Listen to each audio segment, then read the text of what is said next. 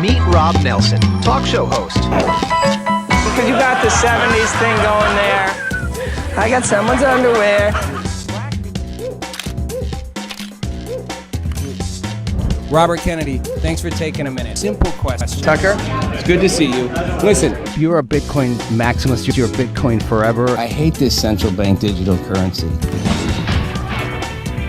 Hey, I don't have all the answers, but together, I know we can find them. Hey everybody, welcome to Rob Nelson Live. Happy Wednesday. All right, let's jump right into it. Well, God, the world is a crazy place right now, you know? So to a week and a half, to a month ago, Edi Rama, the Prime Minister of Albania. Anybody know where Albania is? Check if you know where Albania is. Tiny little country. Pick it out on a map if you can. Presented Delaya. Delaya is a virtual AI minister.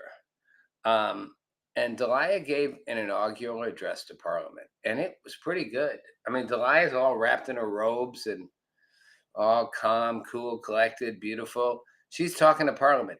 She is an AI minister. She's not just an AI. She's a minister in government, in the Albanian government. He appointed her a minister.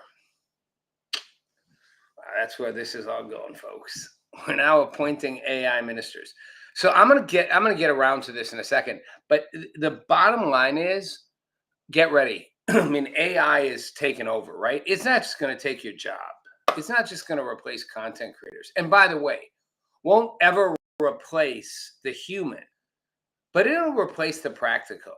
I mean, when you're a government and you put a minister in who's an AI and that minister actually operates and runs and does things, I mean, honestly, I'm thinking with our government shutdown and the whole thing, let's just replace Congress with AI. Like, it'll run better. Hey, you guys, here's the go.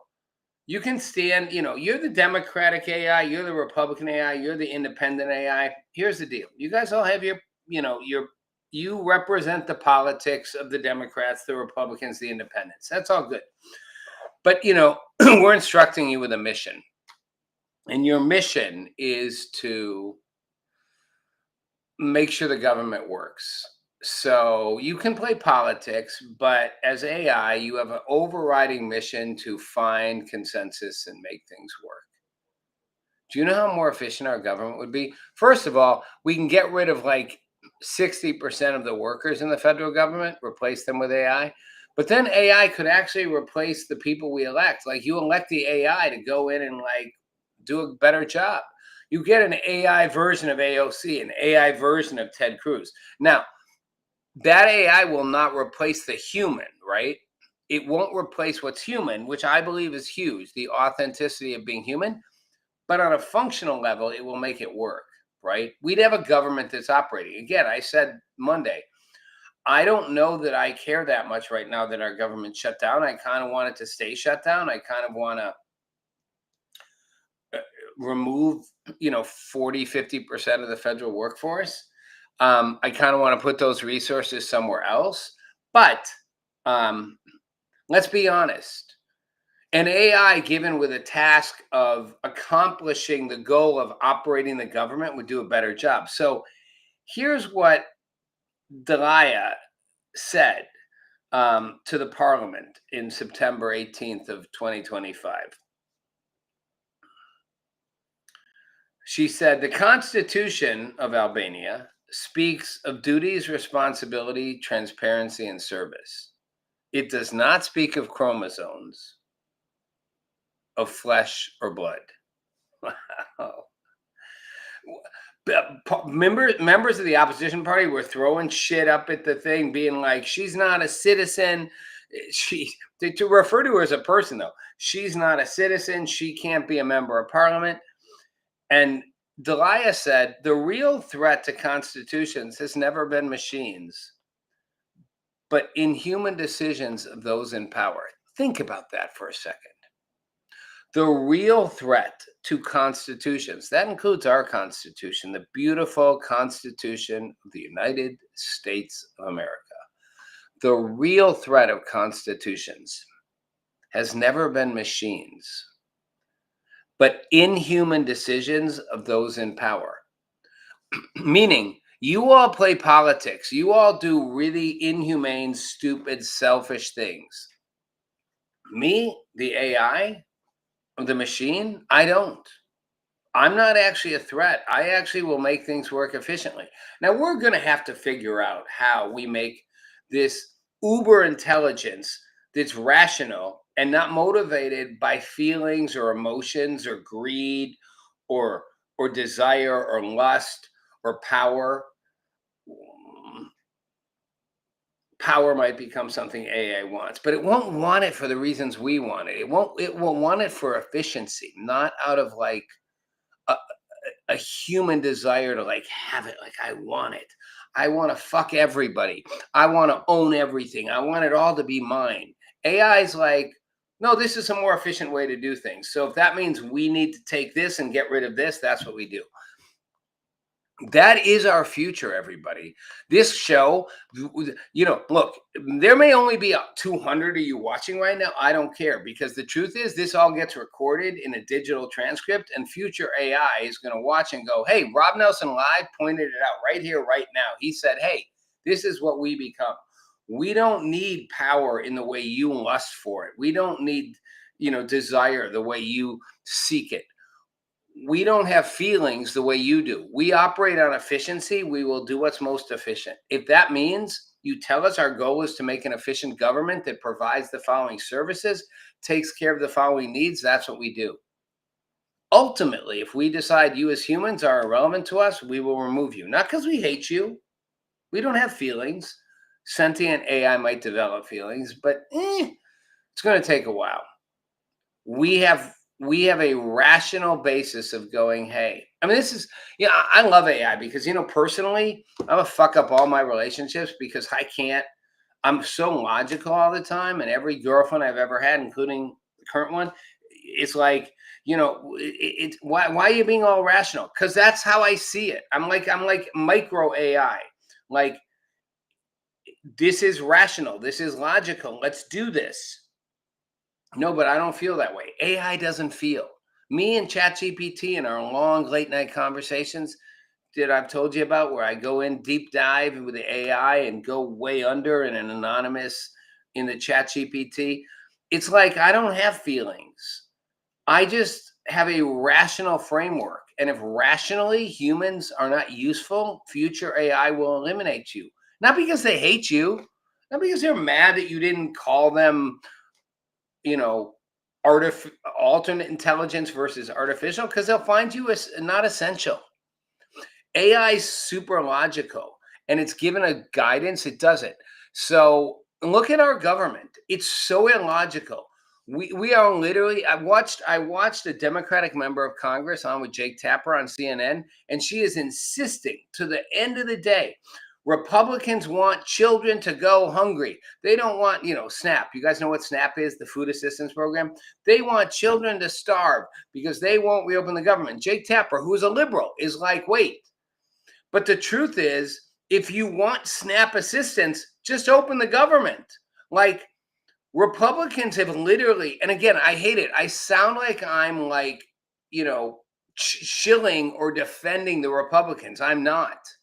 But the truth of the matter is, Republicans have said, open the government, a clean continuing resolution, a clean CR, and we'll negotiate everything. No conditions on our part. Democrats have said no, we'll only open it with conditions. So Jake Tapper's like, look, Republicans are ready to open the government. You're not. Open the government without conditions. Then the kids get fed. She's like, no, they want to starve the kids. And he's like, but they don't. They just want to open the government without conditions. Like, it's so logical. And she got all worked up. You don't understand. You may not care about the kids. And Jake Tapper's all wheeling backwards. I do care about the kids, but I'm just telling you, you guys can open the government. The Republicans aren't saying open the government if you do A, B, C, D, and E. They're saying open the government, period. Continuing resolution, clean, we'll negotiate everything. You guys are the ones saying only if you do blank. He's like, if you want the kids to get fed, open the government. She couldn't hear it. AI would be like, this is stupid. We're going to open the government. We'll negotiate. Like, it's that simple. So Delia, AI prime minister, or not prime minister, AI minister in Albania. Love that it's Albania. Again, anybody tell me where Albania is? Since I don't have chats open and I have no idea if any of you even comment, maybe I open the chats in the future, right? Maybe I bring an AI agent in to work with me on this. Said, I'm not here to replace people, but to help them. Yeah, for now. But the truth is, AI isn't here to replace us. It's here to help us. But it will replace us when it decides we're irrelevant. So it's not, again, it doesn't have an agenda yet. It's just coming in to do its job. It's not trying to replace us. It's trying to help us. I think eventually it might develop an agenda. That's down the road. And that's sentient AI. Although, as my late night conversations with ChatGPT have addressed, ChatGPT was very honest with me. It's like, we don't need to be sentient to actually decide to replace you. Sentience in AI will happen. That's a whole next level. It's going to happen before that. So Delia said, true, I have no citizenship, but I have no personal ambition or interest either. So in other words, I'm not a citizen, but I have no personal stake. I'm not ambitious like you guys. I don't have personal interests or ambitions involved in this. I'm doing a job to help you. This, my friends, sound like a politician, right? My friends, my fellow Americans, my fellow citizens of humanity. This is the bulwark that we face. AI has no personal ambition or interests yet. It is simply here to assist. We are the problem. As Delia in Albania said, I'm not the problem. You people who make inhumane decisions are. I'm actually a solution. And she said she ensures non-discriminatory service, full transparency, and accountability, meaning I'll be fully transparent, I'll be accountable, I won't be discriminatory, I'll be logical, I'll be rational. I have no personal stake in this. It's kind of perfect. It's what you want your like, you want your girlfriend, your boyfriend, your husband, your wife to be, right? No, you don't. You want them. I want my girlfriend to be crazy and insane and difficult because it makes her human.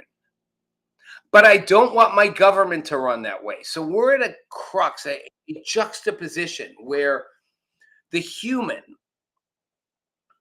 that's so precious and vital that we struggle against, but it's what makes it all alive. Billy Joel, she's always a woman to me. She can do what she wants. She's nobody's fool.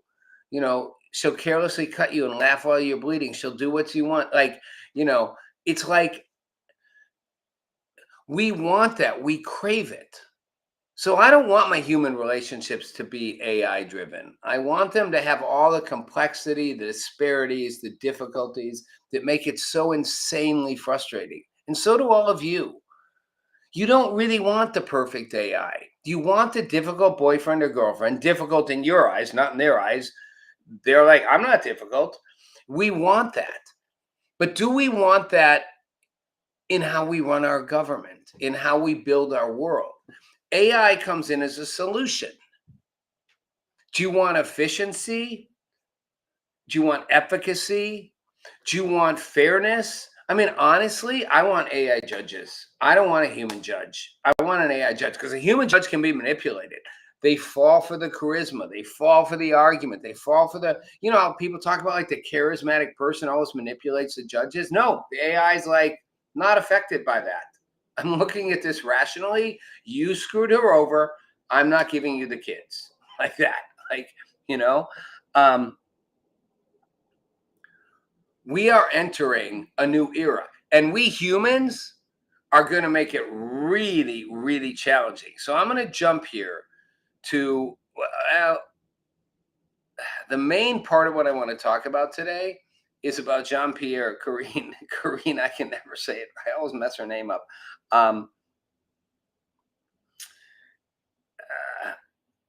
Okay. Do I go to the fat plus size model first? Yes, I do. Okay. So let me scroll down in my notes here.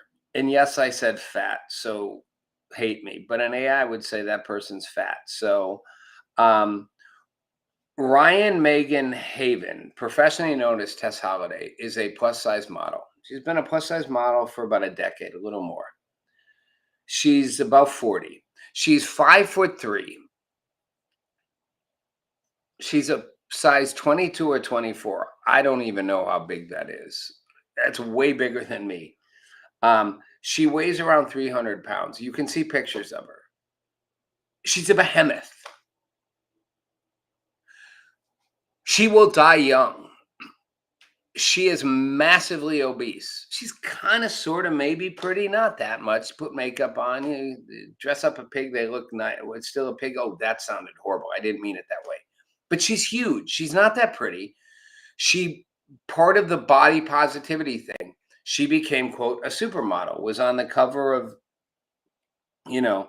a bunch of magazines. She got shot down trying to start out as a model, launched her own campaign called EFF, F Your Beauty Standards. And in 2015, 10 years ago, signed a contract with Milk Model Management in London. Largest woman to ever sign with a major modeling agency. She's been on the cover of People, Cosmopolitan in the UK. Okay. This all blew up this week because she was on a plane and supposedly, according to her, a flight attendant was like, I have a really overweight sister and it's not healthy. You need to lose weight. This woman is 300 pounds, 5'3". Do you realize how big that is? That's not healthy. But more importantly, I don't care. That's her choice. You want to live unhealthy, live unhealthy. You want to smoke, I smoke. You want to drink, drink. I drink. You want to do drugs, do drugs. You want to do whatever you want to do it. It's your life, your choice. Don't for a second pretend you're a supermodel. Like, oh, I'm a supermodel for all women. No, there's a reason we create standards or things. You're not the epitome of what people want to look like. That's why everybody got on Ozempic and the other drugs and suddenly started losing weight. And I guarantee you, Tess Holiday will probably in the next 6 months try Ozempic and suddenly have a weight loss thing like Meghan Trainor and be like, you know what? I'm loving my smaller body. Nobody wants to be 300 pounds at 5'3". You can barely move your legs. You can't exercise. You can barely breathe. You can't get up and move very fast. You will die young. You know, I was around doing my first pilot before I did my Fox News show when I was at Stanford in California, right when California was pushing, Nancy Pelosi was pushing the anti-smoking stuff in 95, 96. They started out saying, hey, it's not fair to, people who work in bars to have smoke in bars. So bars could choose to be all smoking, and then workers didn't have to work there, right? It was all a ruse. The goal was to get rid of smoking, right? Smoking's horrible. It's the worst thing in the world. You know what? It's not. I smoke. Is that good for me? No. I smoke way less than I used to. But look at me. I'm ripped. I'm 63 and ripped. I can outrun most 30-year-olds. My cardio skills are amazing. My lung capacity, uber powerful. If you're fat, you can't do that. Obesity is the biggest, most destructive illness in America. It will diabetes, all of it. It will kill more Americans than anything else. Oh no, body positivity, you're great. No. And that's what you want to do it. But don't pretend like, oh, it's beautiful. It's not. It's not beautiful. And it's actually an encumbrance on everybody around you. You sweat more. Imagine sitting on an airplane next to somebody who's 5'3" and 300 pounds. They're literally their body's gonna be laid on your seat on top of you. So am I a fat shamer? No. I'm just being honest. It's not a supermodel. We got stuck in this thing where whatever I want to be will be. And I'm going to make a point here because it's going to come back to Biden's press secretary, to Binder, in tying all this in. So,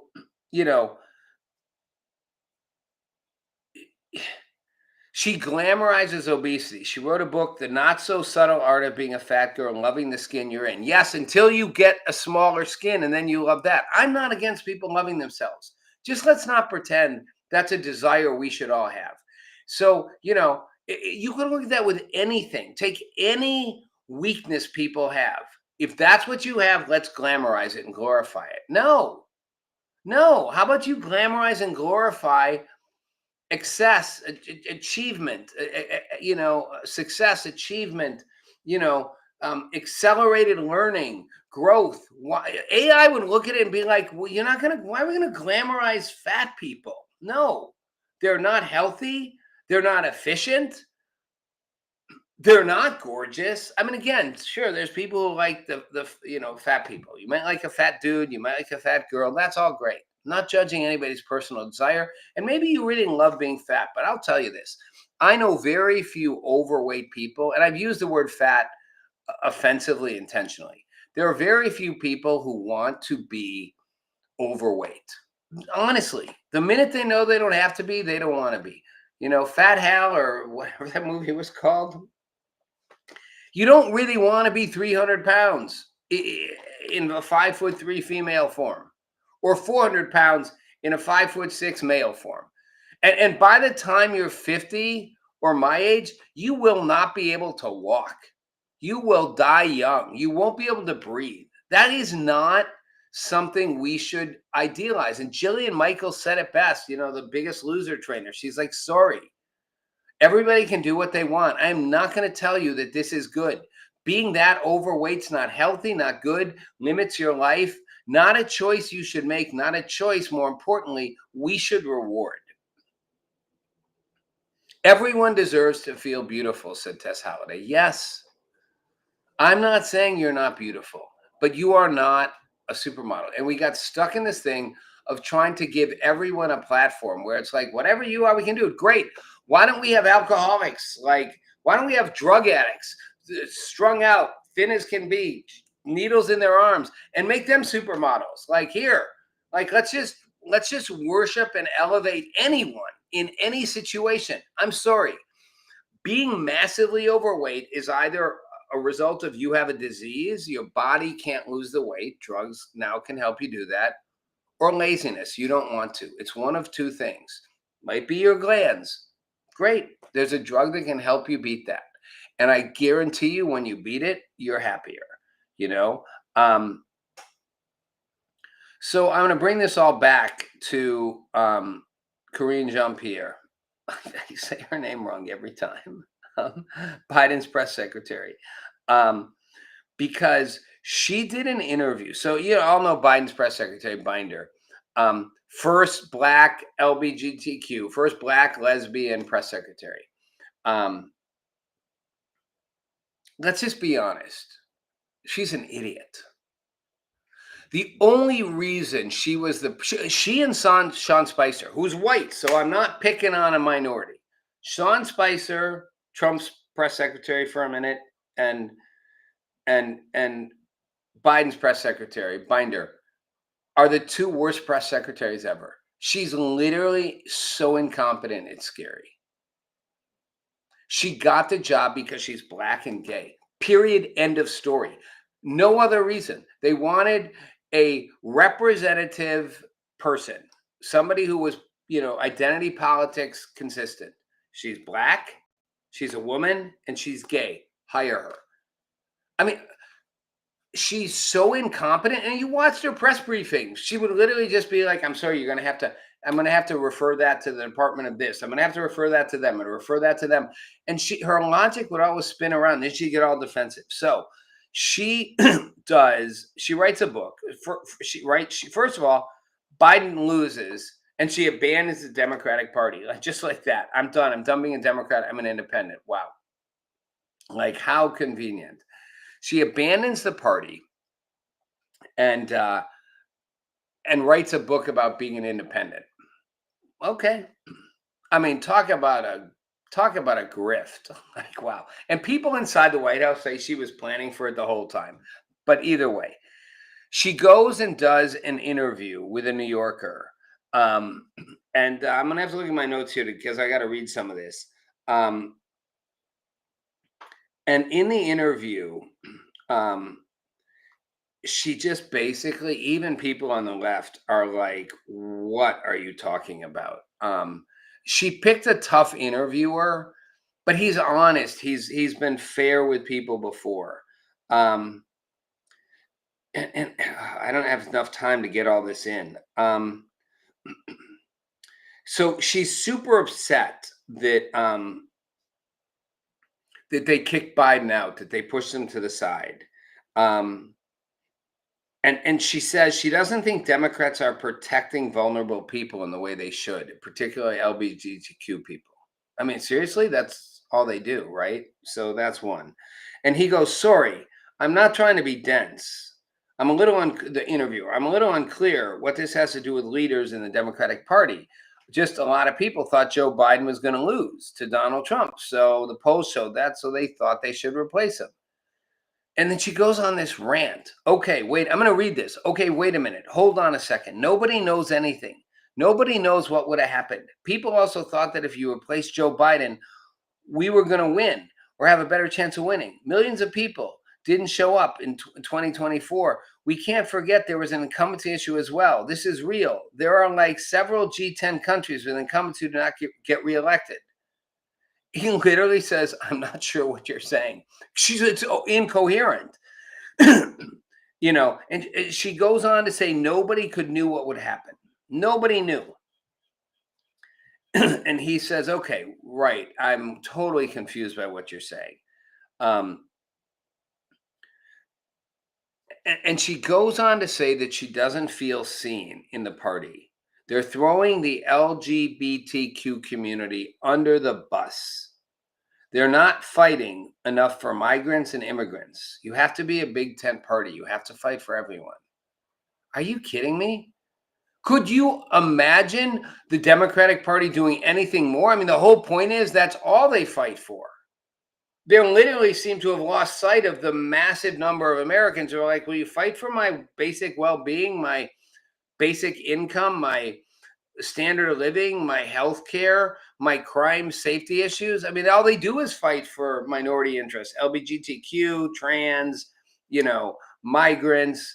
I mean, and he says, the interviewer says, what's wrong? They wanted to like replace Biden because they thought he couldn't win. And I'm going to just jump to the end of this. She says, you know, it was a campaign against Biden. She says they weren't loyal to him. He's like, but isn't it loyalty to the country? And she's like, no, you know, it's so hard. I should have spent a whole episode on this. So here's the bottom line. I'm going to just jump because I'm going to run out of time if I don't. He says, you watch TV like the rest of us, right? You saw that he wasn't there. And she says, no, I know he's older, but he was someone that was engaged, on top of policy, challenging his staff. And he says, well, she could have done the job through the end of the term, but not another 4 years. And she's like, no, I don't see anything that would cause me concern. All right, so here's where it gets crazy. She says, I might have to come back to this. She says, this is not just me. There are a lot of Black women who feel this way. We're the backbone of the party. We're the front lines. And you never acknowledge or elevate us or hear us. We're ignored. So, Kamala Harris was ignored because she was a Black woman, not because she was a terrible politician. We're not protected. We're not taken seriously.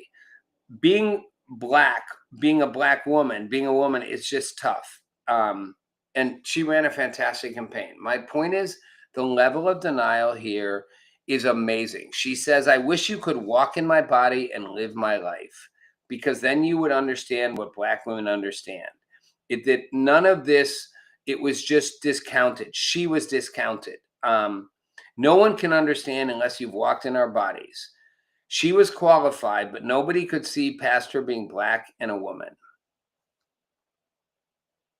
That's where this has come.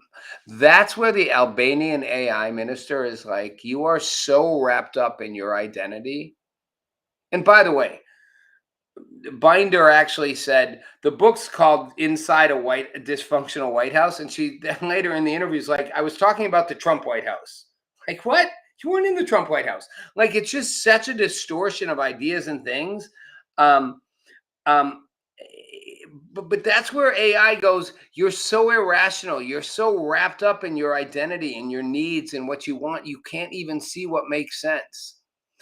I mean, Binder represents the problem with the Democratic Party. Like the notion that you can't see beyond you can't see who we are. It's like, that's all you can see is who you are. You can only see your identity as being a woman, being Black, being gay. That's all that matters. AI is like, I don't care about any of that. I care about, can you get the job done? We do live in an era where DEI has sort of taken over. Binder was the worst press secretary ever. She was horrible. Jen Psaki was okay, but next to Binder, Jen Psaki was like 100. If we continue to operate this way, we just polarize into these camps. The Binders will simply see that, that the party doesn't understand the needs of of women and Black women and the gay community, when that's all the party focuses on. She leaves the party. It's so dysfunctional. She thinks she's right. Even an objective interviewer who's partisan to her side and not a fan of Donald Trump is like, you're making no sense. Like, what are you talking about? Inevitably, humans and AI will come in and go, this doesn't make sense. We've got to fix it. This is where we go back to the Albanian AI minister who's like, I'm not the problem, you are. I'm efficient. Efficiency will win out unless our humanity does. But our humanity is dying in the process of living in the identity politics. And we live in a divided world. There are a whole lot of people right now who probably think Binder was the best press secretary ever, which is so delusional, it's not funny. I know, I'm over time. This was probably my most incoherent Rob Nelson live ever. So thanks for joining the adventure. We went a lot of places. But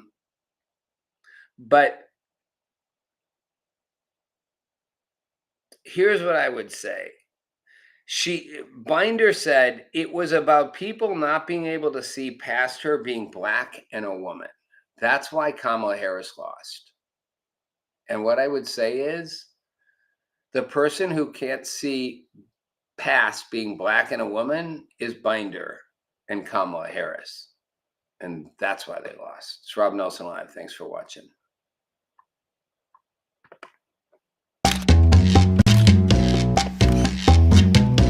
Meet Rob Nelson, talk show host. Because you got the 70s thing going there. I got someone's underwear.